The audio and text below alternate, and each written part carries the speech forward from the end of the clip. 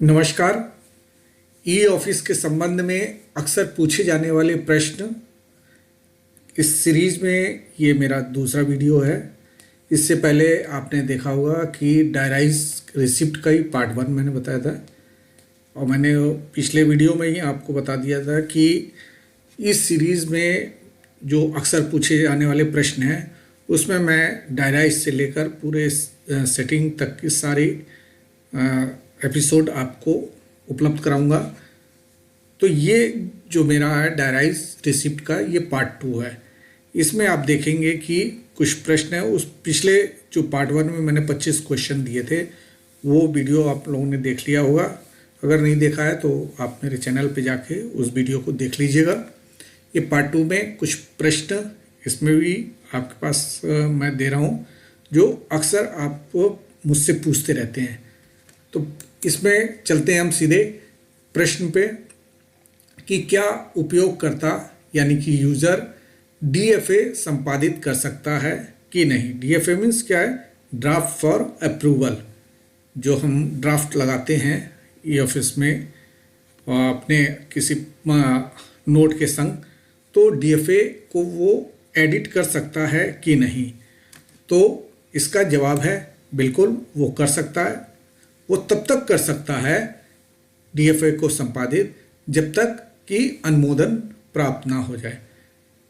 अनुमोदन कहने का मतलब यह है कि अनुमोदन से पहले डीएफए को आप संपादित कर सकते हैं, परंतु अगर एक बार अनुमोदित हो गया तो आप उसमें ना कुछ संशोधन कर पाएंगे ना ही उसको संपादित कर पाएंगे। एक प्रश्न और है कि क्या उपयोगकर्ता डीएफए पर हस्ताक्षर कर सकता है कि नहीं। यानी कि यूजर्स जो है वो ड्राफ्ट जो है उस पर साइन कर सकता है कि नहीं। बिल्कुल कर सकता है।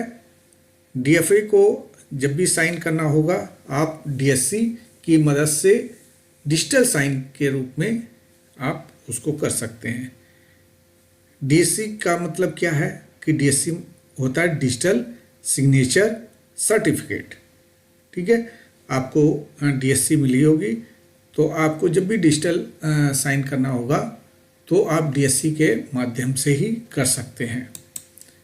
एक प्रश्न है कि क्या उपयोगकर्ता प्रेषण की प्रति यानी कि डिस्पैच कॉपी जो है वो संबंधित फाइल में यानी कि रिलेवेंट जो आपकी फाइल है उसमें रख सकता है कि नहीं, अटैच कर सकता है कि नहीं। बिल्कुल कर सकता है।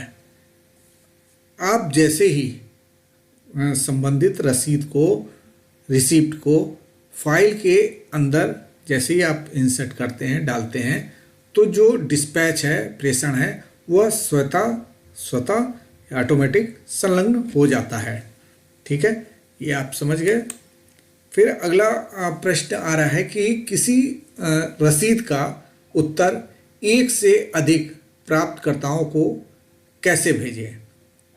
यानी इस प्रश्न को समझिए कि किसी रिसिप्ट का उत्तर अगर हमें देना है एक से अधिक रिसीवर्स को तो हम कैसे भेजें। इसके लिए बड़ा आसान है कि आप कार्बन कॉपी विकल्प के माध्यम से एक से अधिक प्राप्तकर्ताओं को प्रेषित कर सकते हैं। कैसे करेंगे? सबसे पहले आप जाएंगे डिस्पैच पर क्लिक करेंगे। ठीक है, डिस्पैच पे आप क्लिक करेंगे, उसके बाद उत्तर लिखेंगे। आप पहले डिस्पैच पे क्लिक करेंगे, फिर उसका उत्तर लिखेंगे और फिर ऐड मोर रिसिपेंट बटन पर क्लिक करेंगे।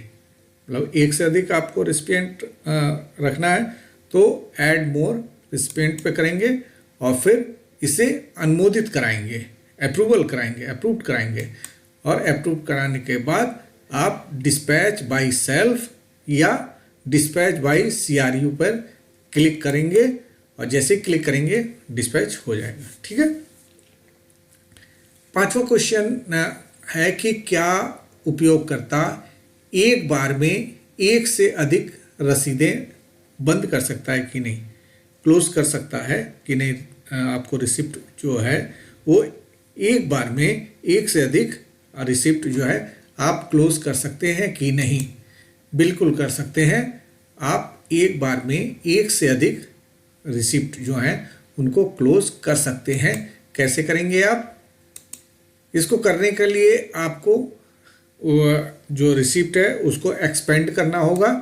एक्सपेंड किया आपने, फिर वांछित रसीद का चयन करेंगे। जो आप रसीदों को क्लोज करना है उन रसीदों को आप चयन करेंगे, सेलेक्ट करेंगे और सेलेक्ट करने के बाद आप क्लोज पर क्लिक कर देंगे।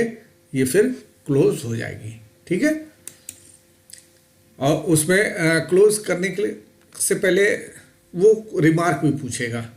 जब रिमार्क आपको देना होगा कि भाई क्यों क्लोज करना चाहते हैं आप, तो आप उसमें रिमार्क देंगे कि भाई हमें इसका काम हो गया या इसको इस कारण से हम क्लोज करना चाहते हैं। तो आप उसमें रिमार्क दर्ज करेंगे और फिर ओके बटन पर क्लिक करेंगे तो आपकी ये रिसिप्ट क्लोज हो जाएगी।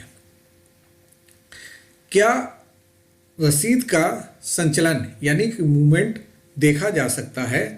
अगर देखा जा सकता है तो कैसे देखा जा सकता है? उसका मूवमेंट हमें देखना हो तो हम उसको देख पाएंगे कि नहीं देख पाएंगे, और देख पाएंगे तो कैसे देखेंगे?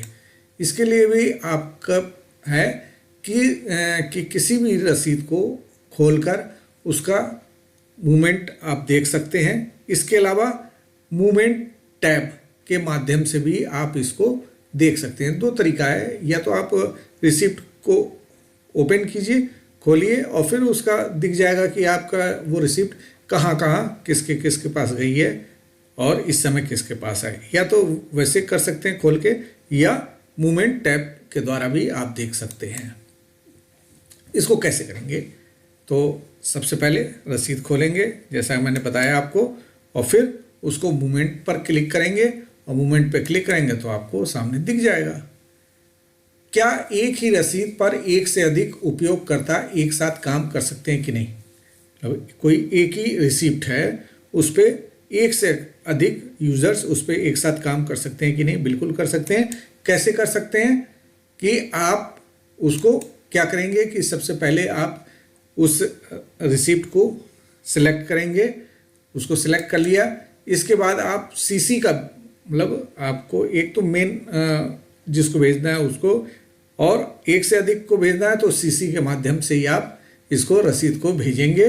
और जब रसीद वहाँ पे प्राप्त होगी तो व्यक्तिगत जो इंडिविजुअल उपयोग करता है वो उसे अपने इनबॉक्स में उस रसीद पर काम कर सकता है। ठीक है। तिथि सीमा यानी डेट रेंज जो है उसका क्या महत्व है, और डेट रेंज को हम कैसे बदल सकते हैं? इसका ये प्रश्न काफ़ी आता है, तो ये समझ लीजिए कि आप कैसे आप करेंगे। तो जो डेट रेंज है उसको वांछित समय अंतराल के लिए इनबॉक्स आइटम में देखने की सुविधा हमारे पास उपलब्ध है।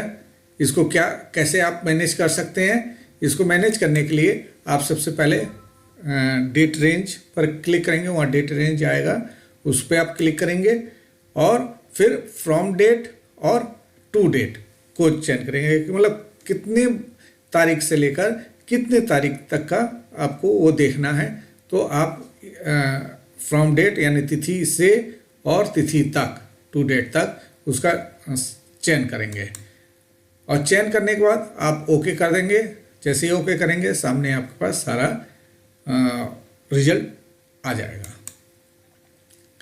क्या उपयोगकर्ता भौतिक रसीद यानी कि फिजिकल रिसिप्ट जो है उसको इलेक्ट्रॉनिक रसीद में बदल सकता है कि नहीं? बिल्कुल नहीं, बिल्कुल नहीं बदल सकता है। फिजिकल रिसिप्ट को इलेक्ट्रॉनिक रिसिप्ट में परिवर्तित नहीं किया जा सकता। आप जो फिजिकल रिसिप्ट है उसके साथ दस्तावेज अपलोड कर सकते हैं, लेकिन रसीद की प्रकृति को बदल नहीं सकते, वो भौतिक ही रहेगी। इसको कैसे करेंगे आप? रसीद को खोलेंगे, रसीद को खोलेंगे, पीडीएफ फाइल अपलोड करेंगे और पीडीएफ फाइल अपलोड करेंगे और सेव बटन पर क्लिक कर देंगे। ये आपका प्रक्रिया है। प्रश्न एक है कि पुट इन ए फाइल और अटैच रसीद में क्या अंतर है? यानी कि पुट इन ए फाइल किसी फाइल में डालना और अटैच रसीद में क्या अंतर है।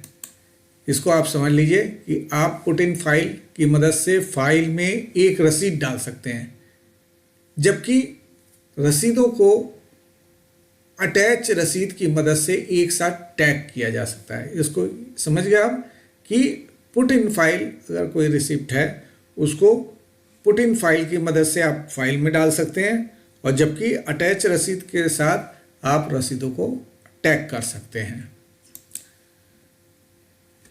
ड्यू डेट का क्या मतलब है?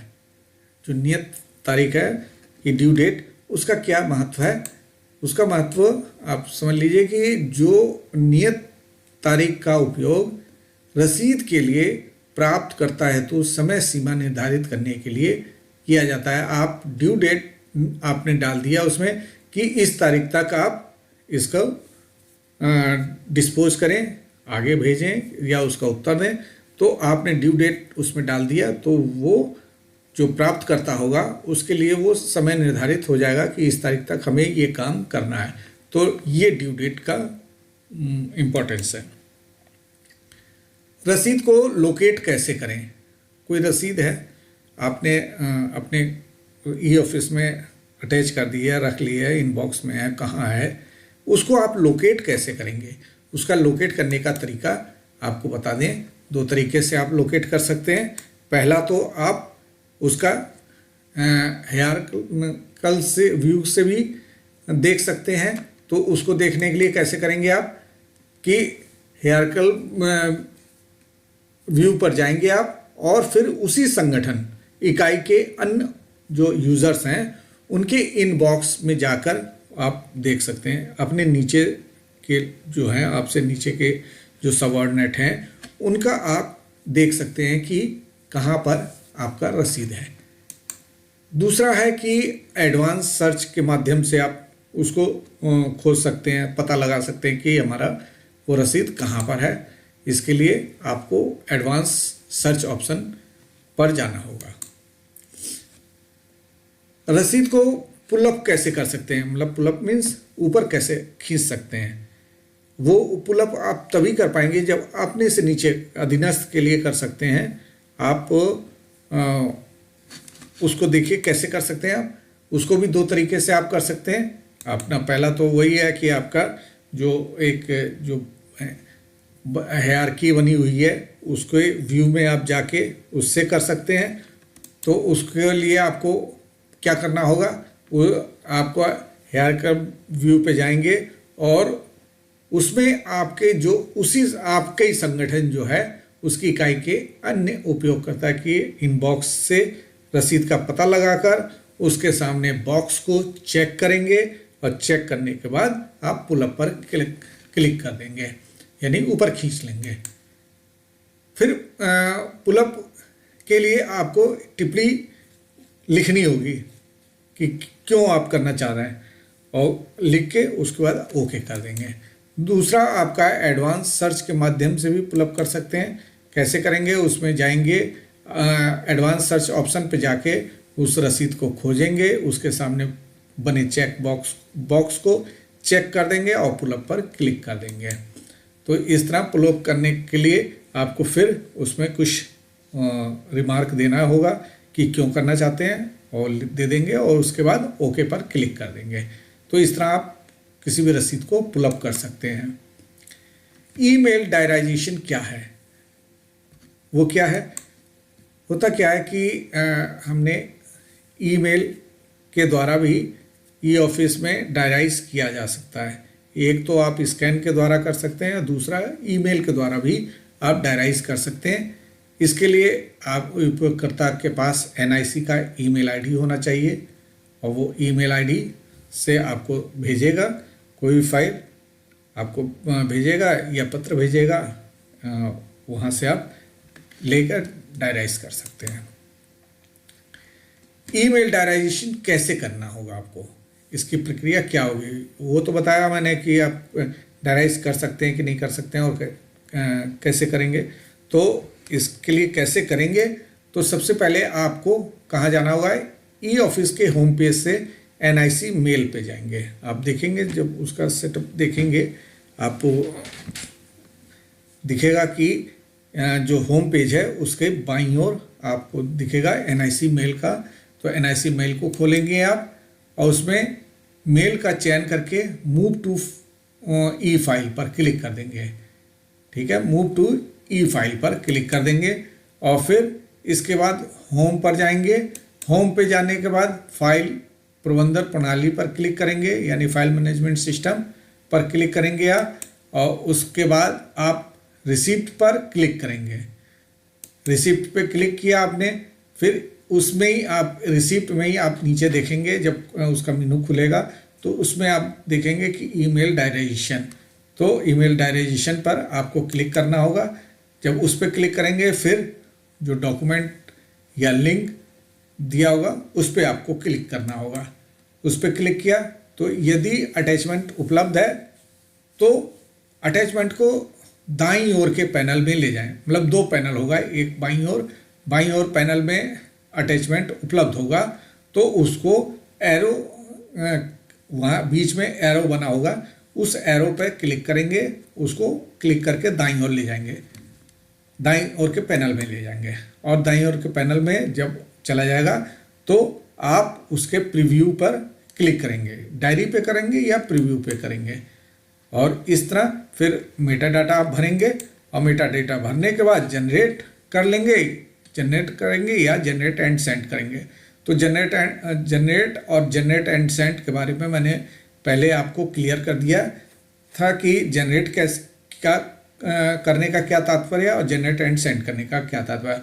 अगर आपको ये जानना है तो आप पिछले वीडियो में ज़रूर देखें मेरा, कि जनरेट कैसे करना है और जनरेट एंड सेंड क्यों करना है। ठीक है, रिसिप्ट को हम पुल बैक कैसे कर सकते हैं। पिछला तो मैंने बताया पुल अप करना, और दूसरा है पुल बैक कैसे करना है। कि मतलब जैसे हमने रसीद किसी को भेजी और वहाँ से मैंने देखा कि यार ये तो गलत भेज दी, मैंने इस व्यक्ति को गलत भेज दिया, तो उसको मैं पुल बैक कर लेना है, मुझे वापस लेना है। तो वापस कैसे करना है, ये भी इसमें समस्या ये आएगी कि अगर उसने उस रसीद को मूवमेंट कर दिया तब पुल बैक नहीं होगा, या देख लिया है उसने, अगर उसने देख लिया है तब भी नहीं पुल बैक होगा।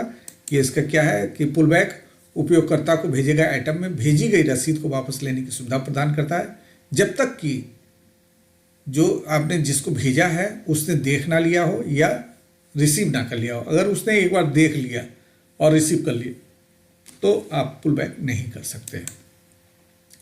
इसको पुल बैक करने का तरीका क्या है, आप सेंड पे जाएंगे तो उसमें आइटम देखेंगे कि हमने ये रिसिप्ट किसको भेजी है, तो वहाँ सेंड से आपको दिख जाएगा। तो उस पे जाके आपको जब देखेंगे कि सबसे दाईं ओर बने आइकन पर आपको क्लिक करना होगा। उसमें आइकन बना होगा, सेंड पे आइकन बना होगा कि आपने भेजा है, तो वहाँ पर एक आइकन है, उस पर क्लिक करेंगे। उस क्लिक पर क्लिक किया आपने और अगर देख लिया है तो वो आइकन नहीं दिखाई देगा, ये समझ लीजिए। पुल बैक का आइकन नहीं दिखाई देगा अगर उसने देख लिया है रिसीवर ने। तो अगर नहीं देखा है तो उस क्लिक करेंगे वहाँ पे, फिर आप रिमार्क देंगे और रिमार्क देने के बाद ओके कर देंगे। ये आपका रिसिप्ट जो है वहाँ से पुल बैक आ जाएगी, वापस आपके इनबॉक्स में आ जाएगी। क्या विभिन्न समूहों यानी ग्रुप को रसीद भेजना संभव है? मतलब अगर आप एक से अधिक ग्रुप को कोई रसीद भेजना चाहते हैं तो क्या वो संभव है? बिल्कुल है। आप डिफरेंट तरीके के विभिन्न समूहों को रसीद भेज सकते हैं। इसको कैसे करेंगे? आपको रसीद का चयन करेंगे, आप पहले रसीद सेलेक्ट करेंगे और रसीद सेलेक्ट करने के बाद उसको सेंड बटन पर क्लिक करेंगे। सेंड बटन पर क्लिक किया आपने और उसके बाद फिर टू पर क्लिक करेंगे। टू पे जब क्लिक करेंगे तो किसी एक समूह को भेजेंगे, ठीक है। उसके बाद आप क्या करेंगे, इसको अब दूसरा समूह को चुनेंगे और दूसरे समूह को चुनकर आप फिर सेंड बटन पर क्लिक करेंगे और इस तरह आपका चला जाएगा। पहले एक को किया फिर दूसरे को कर दिया। रसीद को क्या क्लोज किया जा सकता है कि नहीं? आप कोई रसीद है उसको आप क्लोज कर सकते हैं कि नहीं कर सकते हैं? तो बिल्कुल क्लोज तो हम कर ही सकते हैं। उसको कैसे करेंगे हमको कि हम रसीद को सिलेक्ट करेंगे और सिलेक्ट करने के बाद उसको ओपन करेंगे। ओपन किया, खोल दिया और फिर उसको ऊपर आप एक टैब होगा क्लोज का, उस क्लोज टैब पर क्लिक करेंगे। क्लोज टैब पर क्लिक किया और फिर आपको रिमार्क देना हो। कोई भी चीज़ करने के लिए क्लोज करना है या पुलअप करना है या पुलअप करना है तो आपको रिमार्क जरूर देना होगा कि क्यों आप करना चाहते हैं ऐसा। तो आपको रिमार्क दिया आपने, उसके बाद आप ओके पर क्लिक करेंगे और ये आपकी रिसिप्ट जो है क्लोज हो गई। ठीक है, तो ये आपका रिसिप्ट क्लोज हो जा रही है ये। ठीक है, अब आपने एक बार क्लोज कर दिया कोई रिसिप्ट तो फिर उसको मैं चाह रहा हूँ कि अब फिर से उसको खोला जाए, उसको ओपन फिर से करना है मुझे चाह रहा हूँ। तो कैसे करेंगे हम, कैसे उसको फिर से ओपन करेंगे? इसके लिए क्या है कि आपको फिर रिसिप्ट को एक्सपेंड करना है, विस्तार करना है, बढ़ाना है। एक्सपेंड कर पे क्लिक करके एक्सपेंड करना है और फिर क्लोज्ड में जाके बाय मी पे आप जाएंगे। क्लोज्ड में जाके बाय मी में जाएंगे कि मेरे द्वारा ही क्लोज की गई, किसी और के द्वारा क्लोज की गई है उसको आप ओपन नहीं कर सकते। आपने खुद के द्वारा कोई ओपन की क्लोज की है उसी को ओपन कर सकते हैं।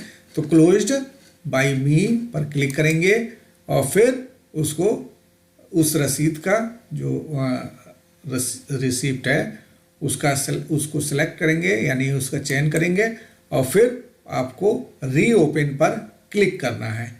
रीओपन पे आप क्लिक करेंगे और फिर आपको रिमार्क देना है, क्योंकि क्लोज किया तो रिमार्क दिया है। अब रीओपन करना है, फिर रिमार्क देना है कि क्यों रीओपन करना चाहते हैं, तो उसका रिमार्क देना होगा और फिर उसको ओके पर क्लिक कर देना है। आपका रिसिप्ट फिर से रीओपन हो जाएगा।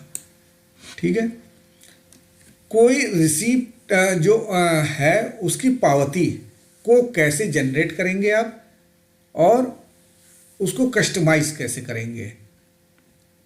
इसके लिए आपके पास है कि किसी भी रसीद की एक्नॉलेजमेंट यानी पावती को सेंड और क्रिएटेड बॉक्स से जनरेट किया जा सकता है। इसको कैसे करेंगे जनरेट? रसीद का चयन करेंगे, जनरेट एक्नॉलेजमेंट टैब पर क्लिक करेंगे, फिर यदि आवश्यक हो तो डिफ़ॉल्ट एक्नॉलेजमेंट मैसेज को संशोधित करेंगे और उसको सहेजेंगे।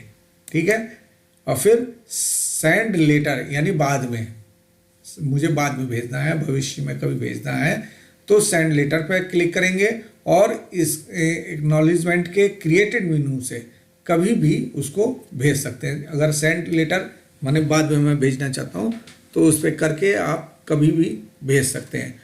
अगर आपको तत्काल भेजना है तो आप क्या करेंगे, कंटिन्यू पर क्लिक करेंगे। अगर बाद में कभी भविष्य में हमें भेजना है तो सेंड लेटर पे करेंगे क्लिक, और उसी समय भेजना है तो कंटिन्यू पर क्लिक करेंगे और उसको भेज देंगे। क्रिएटेड सेक्शन में कौन सी रसीदें मिल सकती हैं? क्रिएटेड सेक्शन में जो क्रिएटेड है उसमें कौन सी रसीदें मिल सकती हैं? तो क्रिएटेड सेक्शन में वे सभी रसीदें आपको रिसिप्ट मिल सकती हैं जो बनाई तो गई हैं लेकिन आपने किसी को अभी तक भेजी नहीं है। अगर आपने भेज दिया वो तो सेंड आइटम में मिलेगा, और अगर आपने अभी तक उसको क्रिएट तो कर दिया है परंतु आपने सेंड नहीं किया, किसी को भेजा नहीं है, तो जो रसीदें अभी सेंड नहीं हुई हैं तो वो सारी रसीदें आपको क्रिएटेड सेक्शन में मिल जाएंगी। तो ये तो मेरा क्वेश्चन ये कंप्लीट हो गया। डायराइज का रिसिप्ट, डायराइज रिसिप्ट का सेक्शन मेरा कंप्लीट हो गया है। अगर आपको ये वीडियो मेरा अच्छा लगा तो आप मेरे इस चैनल को ज़रूर सब्सक्राइब कीजिए और इसको लाइक कीजिए और अपने दोस्तों को शेयर कर दीजिए। अगला जो मेरा वीडियो आएगा वो ई-फाइल पर आएगा, तो वो बहुत महत्वपूर्ण है, क्योंकि जब भी आप ई ऑफिस पे काम कर रहे हैं तो डायराइज जो है रिसिप्ट सेक्शन जो है डायराइज का तो वो तो महत्वपूर्ण है। उससे ज़्यादा महत्वपूर्ण ई फाइल है, तो वो देखना ना भूलिएगा। और अगर आप समय पर चाहते हैं कि मेरा जैसे अपलोड करूं और आपके पास तुरंत पहुंच जाए, तो आप इस चैनल को ज़रूर सब्सक्राइब कीजिए। तो धन्यवाद दोस्तों, मिलते हैं अगले वीडियो में।